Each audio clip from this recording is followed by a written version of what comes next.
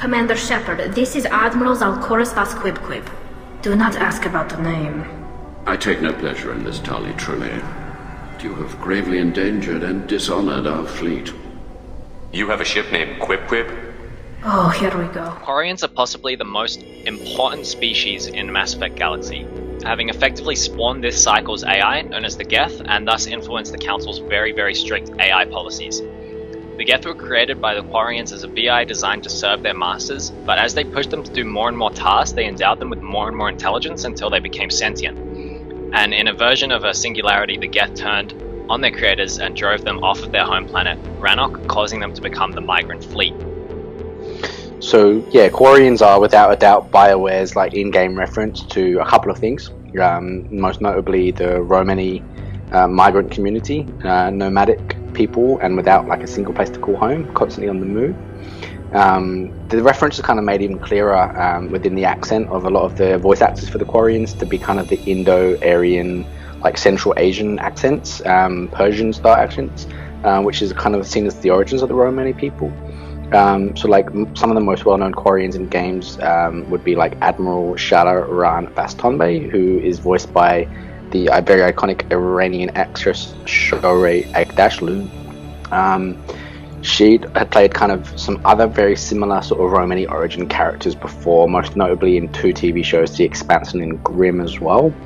Very iconic voice, and basically gives them some real, a real homage to that origin of being that kind of Romani reference.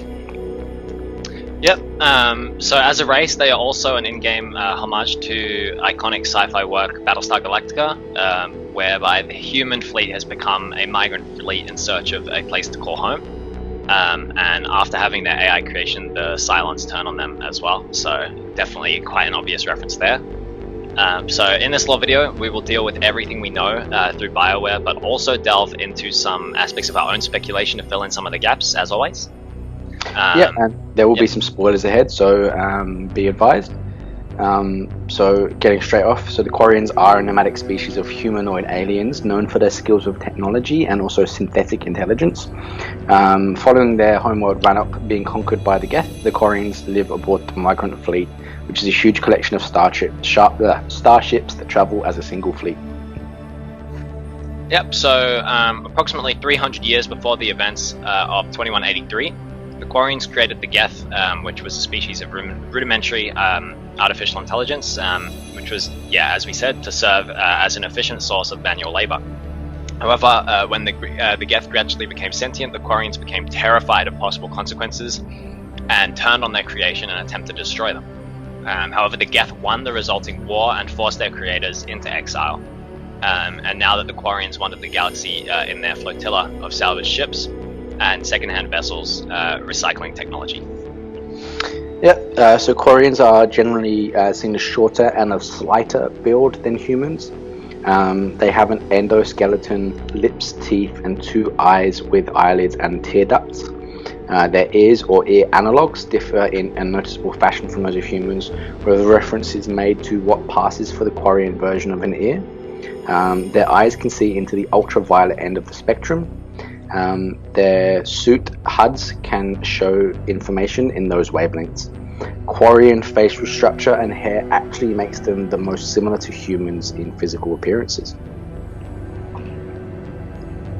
Yep, so they also have 3 thick fingers on both hands, which include a thumb, an index finger, and then a long finger similar to the middle finger for humans, as well as 3 toes on each foot. Their lower legs are bowed backwards significantly, which is, quite a stark contrast compared to Asari or humans.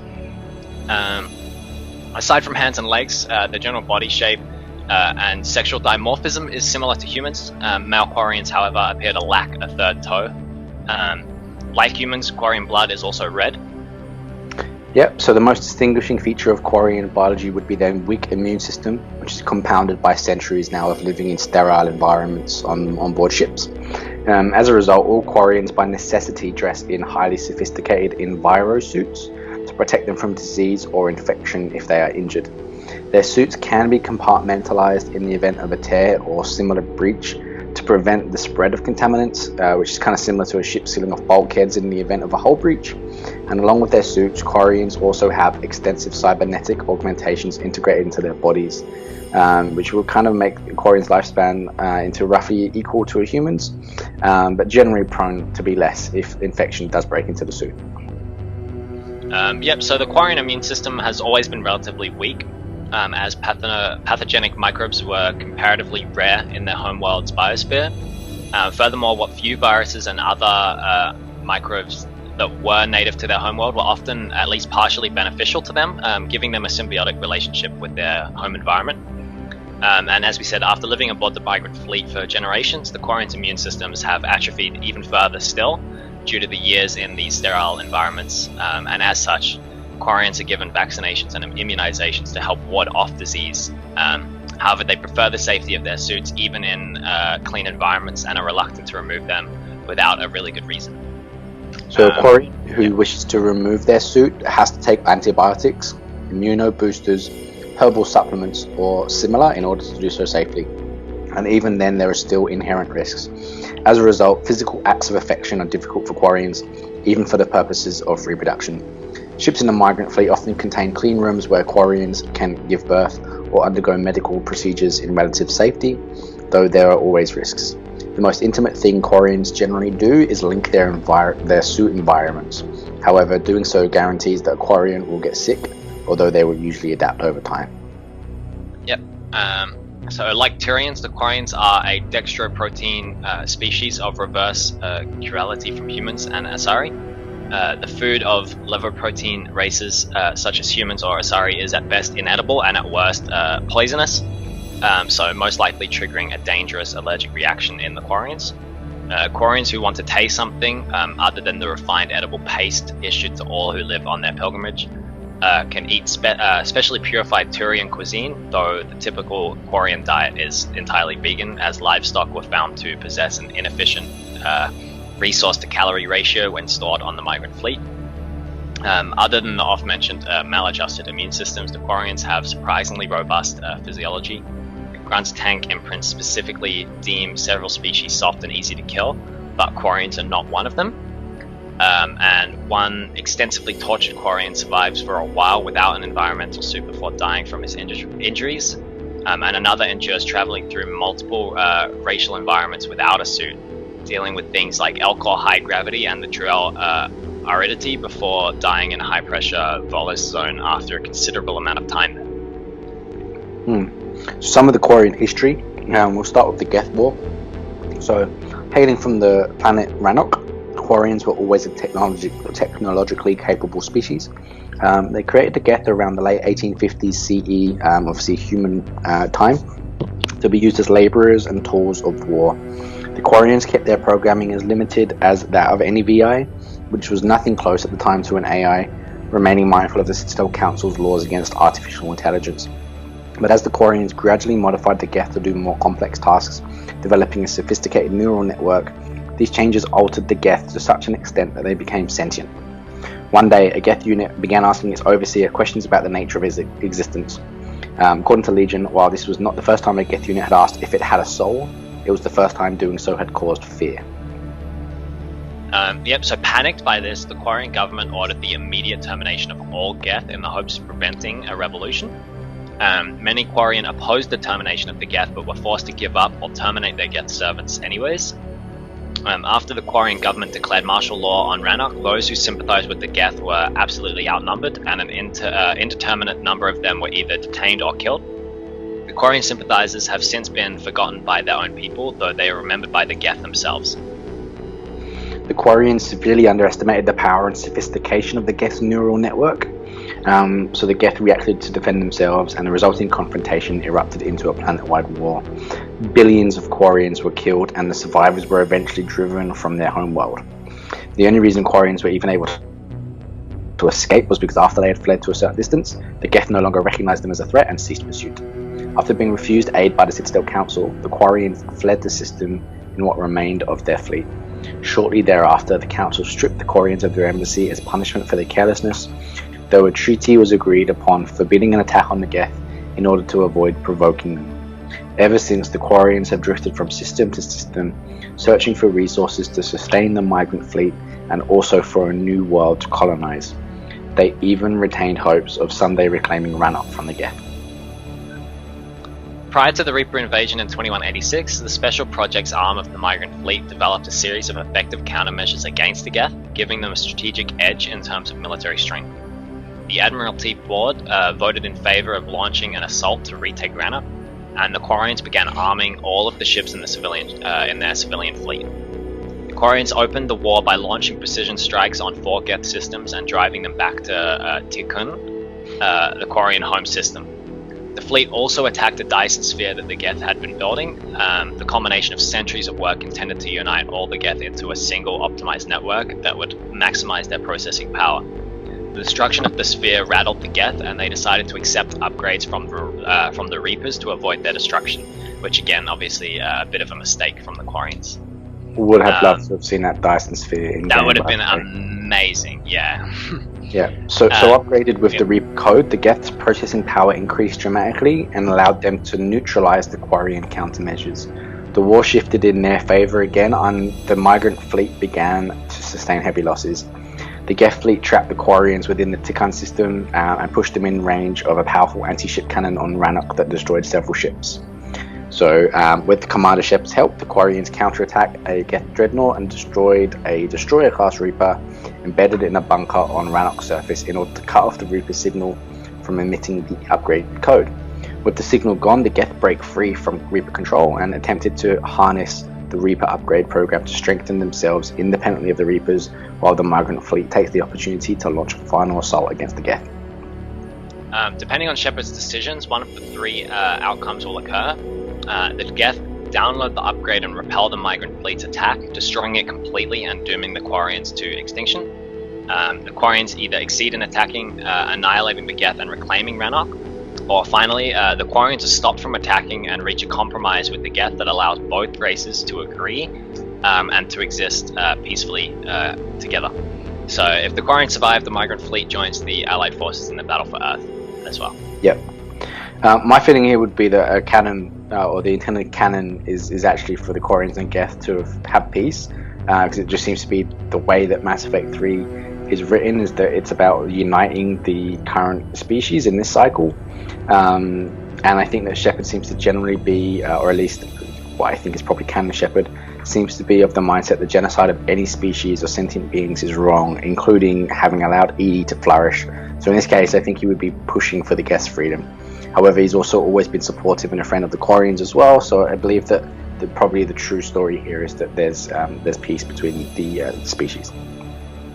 Yep. So we'll get into the culture a little bit. So the Quarians' top priority is the survival and sustainability of the migrant fleet. Most of their laws and customs revolve around this goal. It is illegal for couples to have more than 1 child, so that the fleet can maintain a 0 population growth. So if the population begins to shrink, the rule is temporarily lifted, and incentives may be provided to encourage multiple births. Families are thus very small and close-knit. Homosexual relationships are not unheard of, however, as evidenced by Shioleth, Vas Navarra, and his husband Miguel. Because not sure where that came from. Yeah, probably Andromeda. Just saying. Probably, yeah. Anyway. So because every Quarian depends on his or her crewmates to survive, they are much more community-minded than an individualistic species like the Krogan. Loyalty, trust, and cooperation are highly prized qualities. Even in the ancient past, they were very emotional people, which the Protheans believe was a side effect of their eco-symbiotic society. Yeah, so Quarians enjoy storytelling as a means of escape from their often trying lives aboard the fleet, and are known to hold dancers in high esteem. Young Quarians are required to undertake a pilgrimage outside the fleet in order to pass into full adulthood. The pilgrimage is an opportunity for Quarians to experience the world outside the migrant fleet, to interact with other cultures, and learn to appreciate life among their own people. Their departure is a major event. The whole crew tends to assemble to see them off, and they are given many gifts to aid them on their journey, along with immunity boosting injections and advice on surviving on the outside. The young Quarian cannot return to the flotilla until they have found something of value to bring back, whether that's information, money, or supplies. When they return, they generally do not go back to their birth ship, but instead select a new ship to join. This helps maintain genetic diversity by preventing intermarriage between close relatives. The Quarian presents their gift to the captain of the new ship to prove they will not be a burden on the crew, and although the gift may be rejected if it is subpar, this is very rare as most captains are eager to welcome a new shipmate on board. Having a large crew is a prestigious thing, as it means the captain has the financial material means to provide for many people. Also, by the way, the pilgrimage is a bit of a reference to the I can't remember the official name of it, but the like 2 years or whatever it is that the Amish spend outside of the Amish community, going up and living real life with technology and all the rest of it, and then going back just to like make sure that they're sure that this is the life they choose type thing. It's pretty cool. And I think the whole concept of bringing back something of value makes a lot of sense for the fleet as well. Like they need, consistent resources from the outside, basically. So it makes a lot of sense, and I think it's a pretty cool concept. Yeah, absolutely. So conditions aboard most Quarian ships are extremely cramped. It is not uncommon for all family members to share the same small living space, which in turn is in close proximity to many other families as quarters. These spaces are often uncomfortable and ill-designed for living in, having been reappropriated from other functions such as storage. Families decorate their individual dwellings with colourful quilts, which serve to muffle sound and also to make the environment a little bit more cozy. Quarians place low value on personal possessions, instead evaluating objects by their usefulness and bartering them for other items once they are no longer needed. Every ship has a designated trading deck where those looking to barter can gather and do business. Quarians wear their environmental suits at all times, partly in case of a hull breach and partly in response to the lack of personal space aboard the flotilla. Because their suits make it hard to identify individuals at sight, Quarians have developed the habit of exchanging names whenever they meet.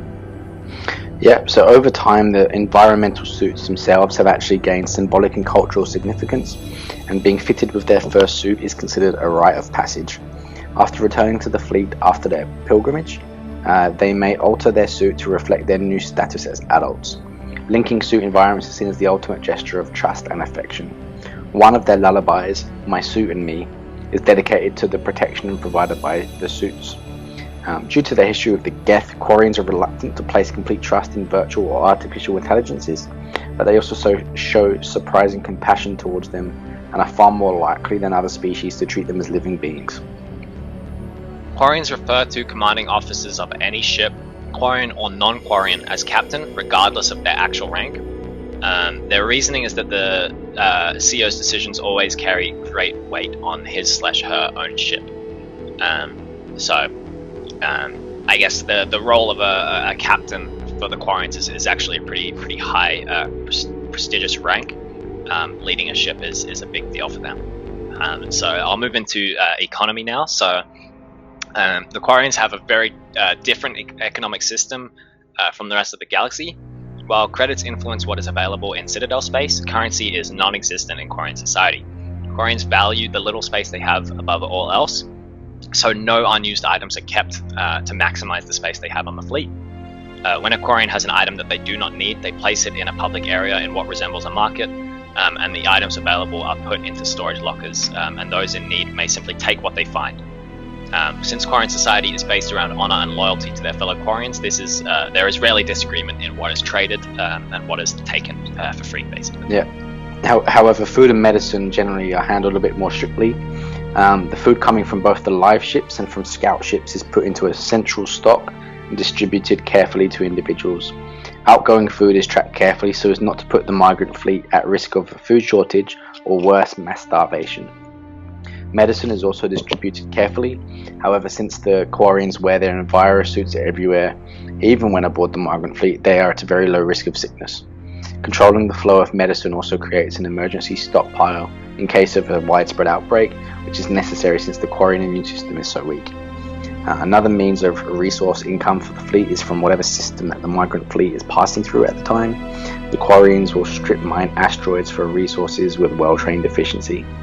Any other races with industrial or corporate interests in that system will often offer a gift of ships, food, or other supplies to encourage the fleet to leave. Usually the Admiralty Board accepts the gift as the migrant fleet is in no position to decline resources.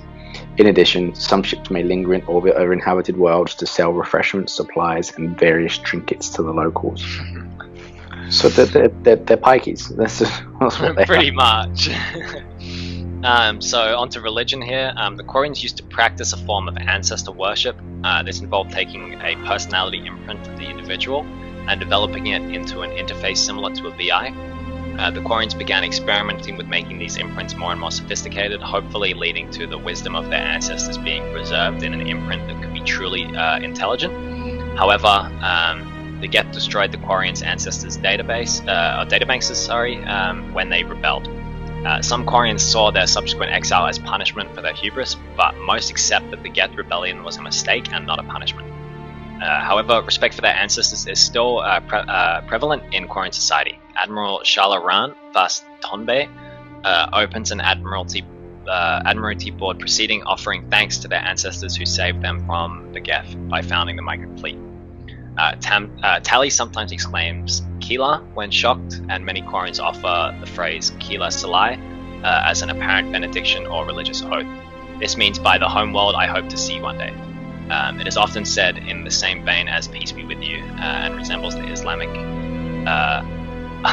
Allah Akbar, or in English God is the greatest, or God is greatest, and the Christian Deus Vult, which is Latin for God wills it, or the Hebrew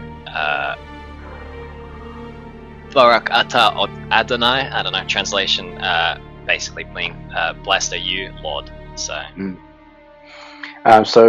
more on their language. There's a few other words that we obviously hear within the general talk. My favorite of which will be boshtet, which is generally a curse or an insult, which is probably being like bastard or something like that. Usually Tally saying such a boshtet, which is just awesome. We have Isu Salai, which is probably a form of goodbye. Geth, which means servant of the people. We have the word Na, which is generally followed by the ship name, which means child of. We have Nedas, which is nowhere.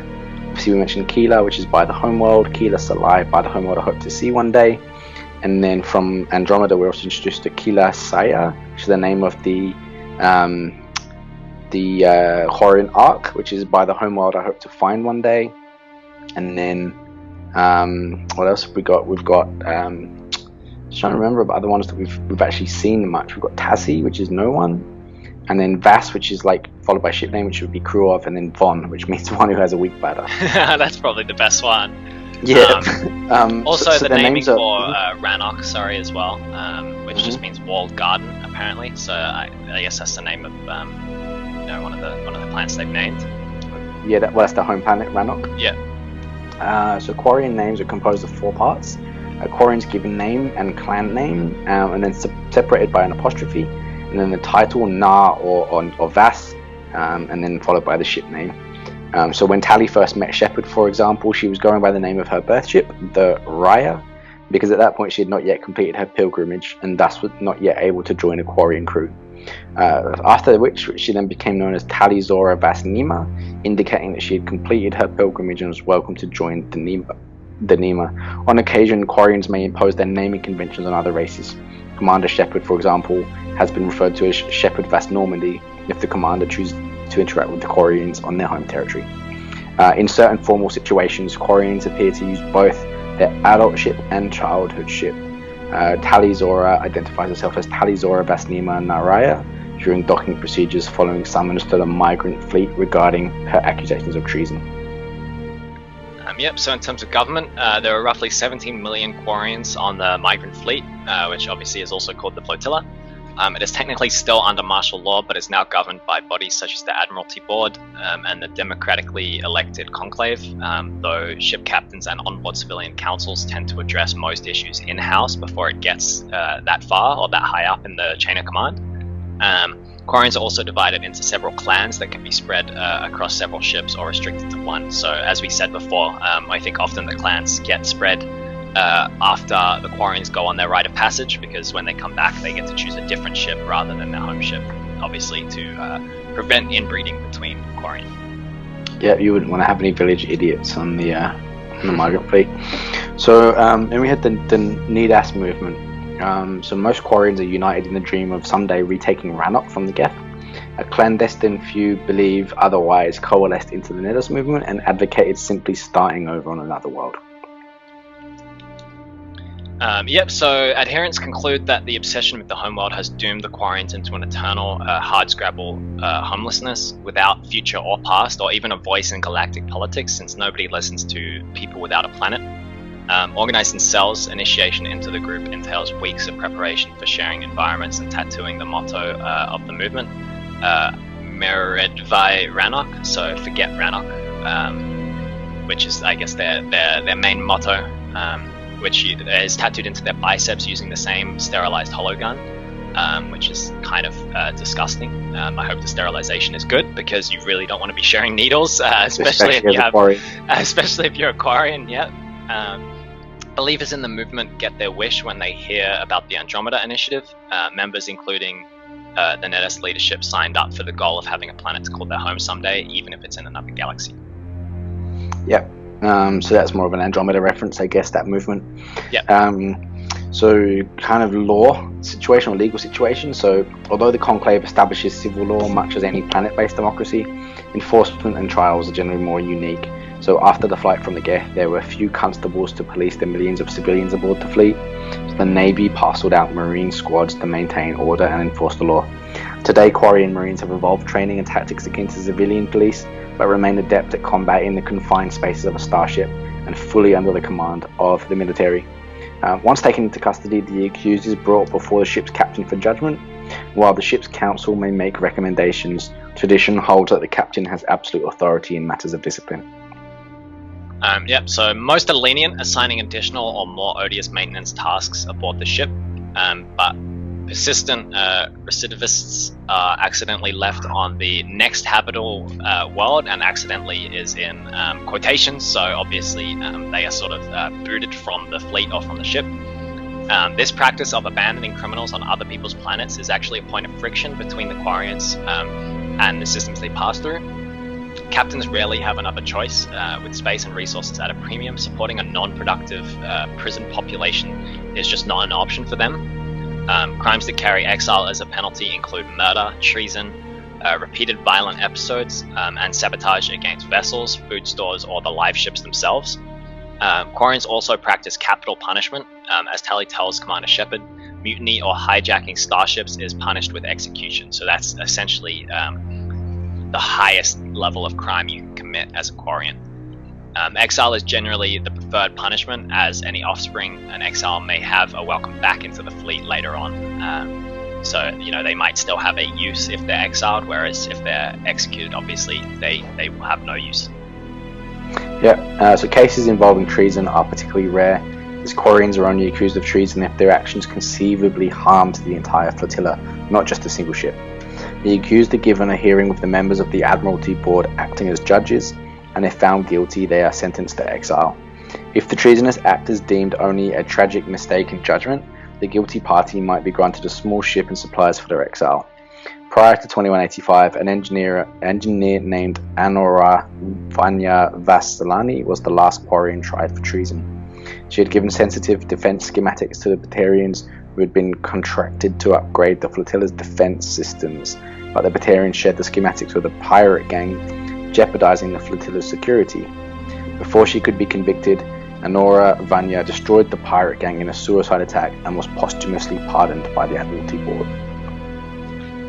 So in terms of galactic relations, which we sort of hinted at before, the Systems Alliance has no political relations with the Quarians because the migrant fleet has not yet passed through any human-controlled area of space. There is, however, some form of human Quarian political contact. The family of Dala Vas Hyperion were ambassadors to the flotilla and have accustomed themselves to the Quarian style of living. Other species tend to look down on the Quarians for several reasons, the foremost of which being their supposed unleashing of the Geth upon the galaxy. This act led the Quarians to losing their embassy on the Citadel, as we said before. Quarians are often viewed as beggars and thieves. Tally says, Pikeys, yeah.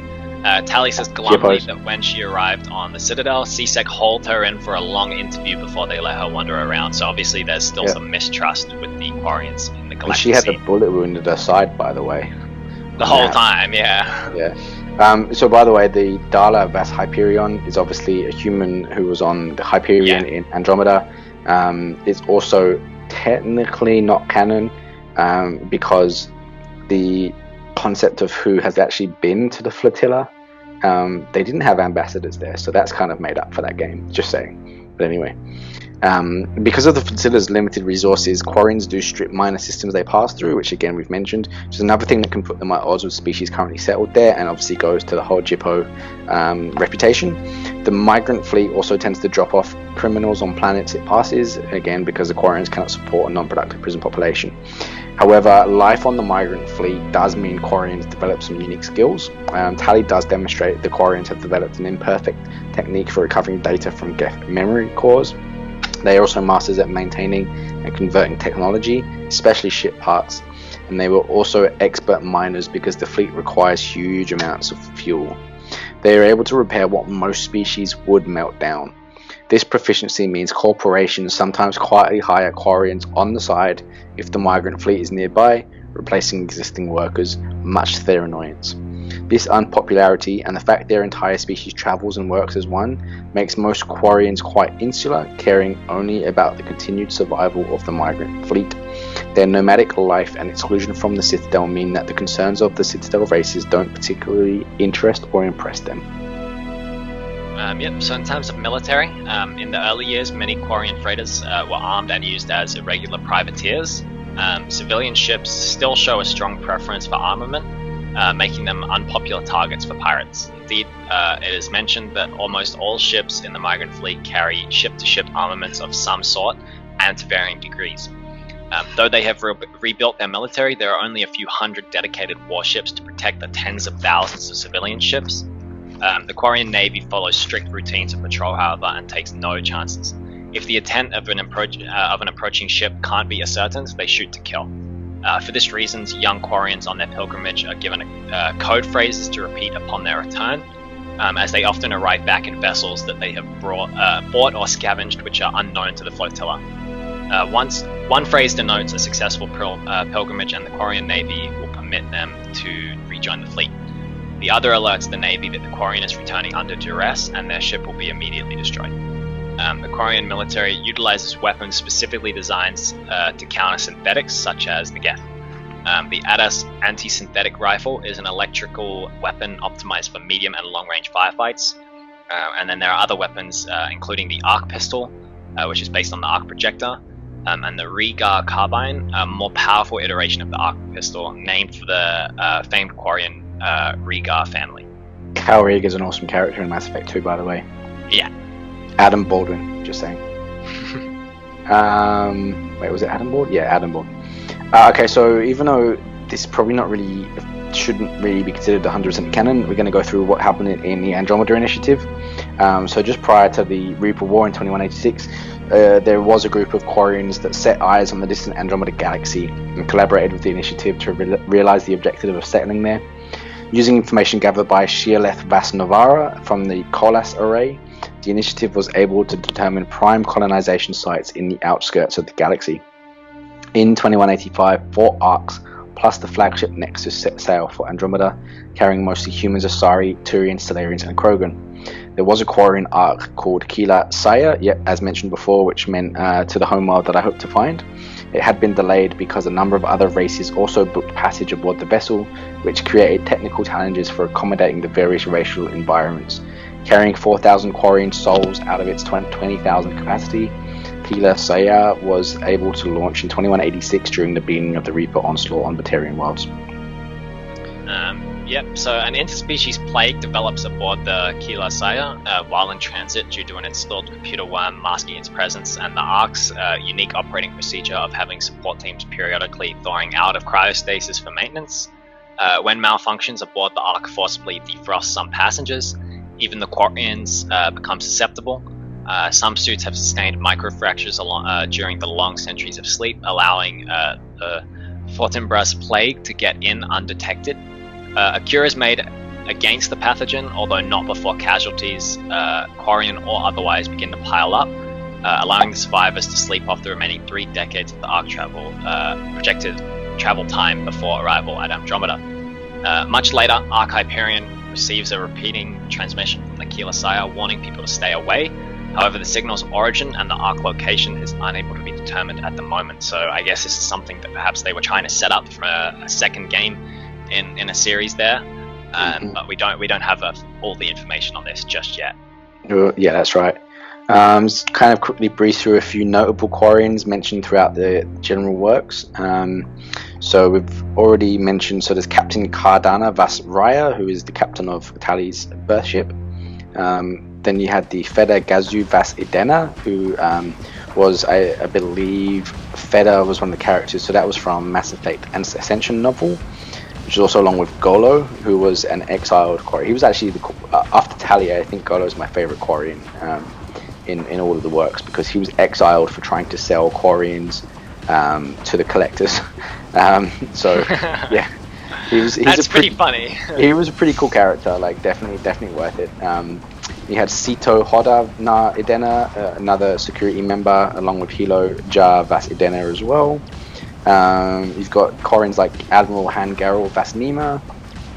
You had Ken, who obviously Ken Salvage on Omega from Mass Effect 2, was kind of cool. Admiral Zal Horace Vas Quib Quib. Don't ask him about his ship name.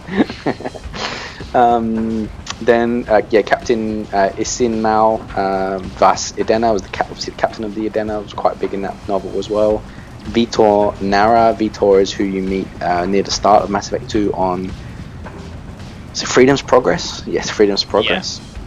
Yeah. There's Praza, one of Tali's squad mates in that game as well, along with Cal Riga, who survives, and as mentioned was voiced by Adam Baldwin, which is pretty cool. Absolute beast, one of my favorite Quarians. He's really cool.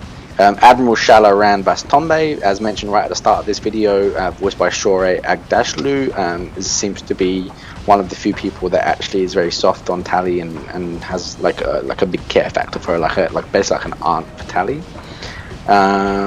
Lem Shao Na Teslaya. Lem basically is the guy that brings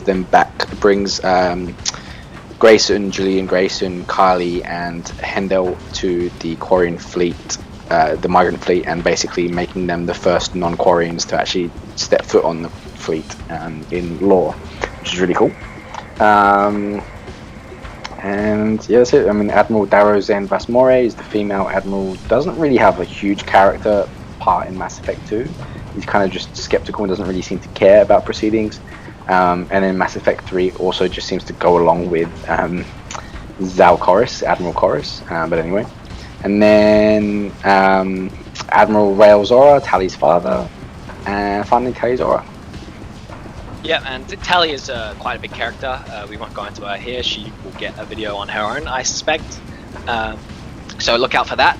But she is obviously sort of the most well-known Quarian in the series, and she's one of two squad mates that sticks with Shepard from Game 1 all the way to Game 3. Yeah, specifically only two squad mates that do that, which is pretty cool. Which is really cool, and I think, just a really like nice and loyal character for Shepard to have with him all the time. So definitely, we'll do a video on her at some point and go into detail on that one. So I guess the next thing. Some trivia. Some quick trivia. So the Quarian history of creating the Geth, then being ousted from their homeworld by their creations, massively resembles the plot of the reimagined Battlestar Galactica, so the 21st century version. Both civilizations were destroyed by the synthetic creations that were initially built as tools to be served. Both civilizations survived in roving fleets made up of whatever ships left that they managed to acquire or brought with them during their escape. The fleet survive on whatever resources and material they can scavenge while moving from place to place. The clothing worn by female Quarians, specifically their hoods, was supposedly inspired by traditional iconic images of the Virgin Mary. This was originally done to fit the virginal and almost motherly quality which the developers saw in Tali Zora. Yep, it is also mentioned in the Art of Mass Effect universe that Lloyd's building in London served as an inspiration for Quarian's architecture. It is also mentioned that the Quarian's environmental suits are meant to evoke the Geth. Only after finalizing the Geth design in Mass Effect did it become easier to narrow down Tali's appearance. And according to Matt Rhodes, when working on the first game, He imagined Quarians as a pale, hairless race with black eyes, though the canonical appearance was also designed by him, which is close to the final game, but they contain larger pupils and a similar tattoo pattern. And I think their skin color was sort of adjusted a little bit depending on which one you're looking at. Yeah. So originally the phrase Kila Salaya was meant to be blessed be, according to former BioWare writer Chris Letoile, before it mutated into its present form by the Homeworld. I hope to see one day. And then issue 2 of Mass Effect Homeworld showed Quarian blood as being purple. This does contradict the main series, where Quarian blood is shown as being red, as seen during the missions on Freedom's Progress, Haestrom, Rannoch, and Earth. Yeah, and I think it does make a little bit more sense for it to be red, as I think the whole idea of Quarians is they're supposed to be, like surprisingly similar to humans in terms of biology, but, due to a slightly different sort of history and a slightly less, I guess, hostile homeworld, they sort of became this weaker species that ended up having to wear the biosuits. So, I don't know, I think it's definitely interesting that the Quarians could have been very, very, very similar to humans if they had the same sort of homeworld. I think they were largely seen as the closest to humans in the galaxy, really. Yeah, definitely. So which part do we want to move on to before the sort of the end of the video? Yeah. So before we get onto our own speculation, I came across a really cool, speculated post Reaper War sort of history of the Quarians, and it was basically how their government sort of branched out. So you already had Tali acting as the ambassador on the Citadel. That happened within Mass Effect 3 if she survives Rannoch. And so obviously the council was starting to soften on relations with the Quarians. So this is speculated through Mass Effect Fanon. I'll start off here and you can take us on. But so the original Quarian government did once have an embassy on the Citadel, but it was dissolved following the Geth uprising. So during the bitter recriminations regarding the handling of the Geth, it ultimately reduced the Quarians' numbers to a few million, and the Citadel Council refused to aid them and stripped them of their embassy as punishment for violating the Council law. The civilian government that arose among the population of the migrant fleet adopted the Conclave name out of tradition, but as very few of the original government had actually survived, the new Conclave established its procedures almost from scratch to adapt to the radically different society forming aboard the fleet. It was a continuation of the old Conclave in name only. During the 3 centuries, the Conclave continued to represent civilian authority, but became eroded by the Admiralty Board, whose representation of ship captains gave them massive responsibility for influence and on the functioning of the new Quarian society. So following the end of the Reaper invasion of 2186, the Admiralty Board restructured the migrant fleet into the fledgling Quarian Conclave to assume sole responsibility for all governmental functions, including ultimate military authority. The admirals Shalaran, Zal Koris, and Han Garel, and also Daro Zen, I think is how you pronounce his one, accepted the Conclave's... Sorry? Hers, it's a she. Oh, her, sorry. Accepted the Conclave's authority, although they paralyzed their wartime reputations and the respect granted to them into successful political careers within the Conclave, leading to a perception that fleet authority had been reformed rather than undone. Yep, so joining the Interstellar Republic, the Conclave operates a consulate on the Citadel. They were given a second Quarian embassy within the Interstellar Republic and membership seats in the Senate. The Conclave is regarded as being the legitimate government of the entire Perseus Vale region. However, with Quarians slowly replenishing their numbers and concentrating on setting up housing on Rannoch and re-establishing communication on its colonies, it seems it will be some time until the species truly expands beyond their home system. So the Quarian Conclave is a representative democracy, with each continent on Rannoch electing its representatives to a seat in the House of Ancestors. The Quarian ambassador to the Citadel is Admiral Talizora Vas Rannoch. So Tali obviously gets sort of a higher up position by the end. Yeah, so we do see that she becomes ambassador during Mass Effect 3, as mentioned. But this obviously builds on. This is obviously a fan-based law that builds on that. Where do we go? Yep, so the Quarians do still maintain the largest fleet in the galaxy, though. But however, since there is no longer really a need for civilian ships upon retaking Rannoch, all vessels are equipped for war, which does give the Quarians immense naval superiority over the other races. Regardless, each vessel does lack the more modern advancement in its design, making the fleet slightly weaker than, say, the Turians. So in terms of patrol fleet, the patrol fleet still manages navigation, internal security, and crimes for the Quarian Conclave. The patrol fleet also consists of mostly light frigates and fighters, and in times of war, it is assigned to guard the heavy fleet's flank. It remains under the command of Admiral Charles Vas Rannoch, so it's sort of still functioning in a similar way to what it would have been during the migrant fleet times. So the Rannoch Defense Fleet, which was originally called the Civilian Fleet, the Defense Fleet is stationed above Rannoch and is the largest fleet in the Quarian Conclave's navy, consisting of the interceptors, cruisers, live ships, and dreadnoughts. The main task of the Rannoch Defense Fleet is defending the Quarian homeworld from possible outside aggression, and it remains under the command of Admiral Zalcoris Vas Rannoch. And then in terms of heavy fleet, which we mentioned before, it remains as the main military force of the Quarian Conclave, comprised of Quarian vessels suited for sustained combat, including several heavy frigates and advanced fighter squadrons. It remains under the command of Admiral Hangarel Vas Rannoch. Yeah, and Special Projects Arm remains as a collection of research vessels responsible for many technical breakthroughs used by the rest of the Quarian Conclave. Special Projects remains under the command of Admiral Darrow Zen Vas Rannoch.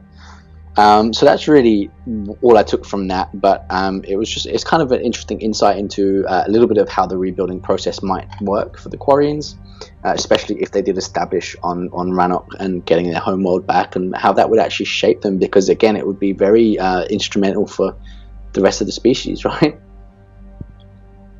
Yeah, definitely, and I think again this is sort of something that it isn't confirmed exactly how they sort of handled it, because with Andromeda we sort of left the Milky Way behind, but I definitely think this is probably the most accurate to what we would have seen, and it's also something that would be super interesting if hopefully one day when BioWare returns to the Milky Way, hopefully we'll see some of these changes and some of these things happening with the Quarians, because I think they're one of the most interesting races in Mass Effect, and definitely it would be really cool to see sort of what canonical ending they should have ended up going with, whether they were living on Rannoch with the Geth or what. So yeah, definitely would be really cool to see what happened with them sort of in some sort of canon work that isn't Andromeda related. Yeah, so I guess a bit of our speculation now, just to kind of finish off. I have a question for you. The Quarians any relation to the Volus, do you reckon? Yeah, 100%. I think we've talked about it a lot, and I think the designs are obviously very, very similar. Obviously with the sort of exosuits that they wear, the even just the shape of the front part of their mask with the breathing sort of the circle part where the mouth would go. It just looks very, very similar. What do you think? Do you think maybe they were intended to be sort of a related species, from the same homeworld, or what? What do you reckon? I think I think there's a good chance. I think that it's been established that most of the species in a current cycle have either been genetically modified by previous cycled species, so like the Asari from the Protheans, or uplifted by them, and so there's a very good chance that there was a common ancestor species between the two. But there may have been a branch off, because obviously Quarians more closely resemble kind of humans and are more mammalian that way. And Volus, I guess, are a bit more like we've got a video on Volus coming, but Volus is potentially from the word vol, which is like a small mouse, so more like rodent. It's still mammal, but more for rodent than a humanoid. But yeah, I think there's every chance that they have a common ancestor. Yeah, I mean, I'm sure it's something that'll never be sort of confirmed or denied, and I think it'll always remain as a bit of a theory for people to speculate on. But I definitely think they're descended from a similar ancestor, or at the very least, maybe BioWare intended to have the two species be more closely connected and thus design them, to look very similar, but ultimately maybe decided not to go with that plot thread or whatever it is that they had planned. But either way, I think there's definitely some sort of relation between the two, and it's really hard to deny. Yes. Even if we just put them sort of side by side, there's definitely a relation between them, and even obviously the little side quest with the credit chit between the the Volus and the Quarian, obviously like a nod to perhaps what could have been if they did decide to sort of explore these two species with like a connection between the two. Yeah, well, they both seem to be, at least when they're operating in the wider world, sort of that service race a little bit. At least the Volus service race of the Turians, aren't they, these days? And Quarians kind of operate that way too, having no homeworld of their own type thing. So when they're out on their pilgrimage, they tend to do stuff like that. But I think that it's definitely. There's definite references. Obviously, Volus. A lot of people think they're like space Jews, and obviously the Quarians being like space, Roman migrants. So you have this kind of real life Earth kind of history in terms of region with those two as well, to a certain extent. So there's a bit of that, but. I mean, a gut feeling says it's probably just, if anything, it was either just an easier design from the beginning, or it's potentially that common ancestor thread. But what we do know is that neither of them are related to Hannah, obviously. Yeah, definitely not. And I definitely, I don't think they're related to, the Krogan either. They're definitely quite a big divide in terms of physical attributes at the very least. Well, interestingly enough, physical attributes not that dissimilar in terms of, if you look at like fingers and toes for Quarians to Krogan, actually pretty similar. It's and actually that's the same for Turians as well. It really seems to be just humans and Asari that kind of don't have that, because I think Solarians also have that set up too. So it seems to be like evolution has chosen that not so many fingers are necessary, which is probably accurate. But also thinking about the Enviro suits, that actually makes a lot of sense to me. Like, humans, obviously, we're very susceptible, as everyone probably is aware at this point in time, that we're very susceptible to viruses and bacteria and infection. And, who knows what kind of infections are out there. Like, when the Spanish came to, like, South America, like, they brought over, supposedly, their own, like, a different strand of the flu, which basically wiped out half of a continent. So there's every chance that if we went out into space and started interacting in close quarters with aliens and other planets and systems, we actually probably would have to wear Enviro suits too. Yeah, I think there's actually a very high chance, and I think, it is very realistic that, especially for the Quarians, where they sort of evolved on a planet where there wasn't that much in the way of sort of viruses and things like that their immune system never really developed even to the human level, which, I wouldn't say our immune system is the most insane thing in the world, although we don't know what sort of, it's not bad, but it's not like, it's obviously not infallible. So imagining that but substantially weaker, absolutely. I think it's actually a surprise that more races don't have to sort of constantly be in an Enviro suit. And I think our most recent video before this on a species which was on the Krogan, they grew up on a planet where there was actually a lot of this sort of thing. So of course their immune system is borderline like unstoppable.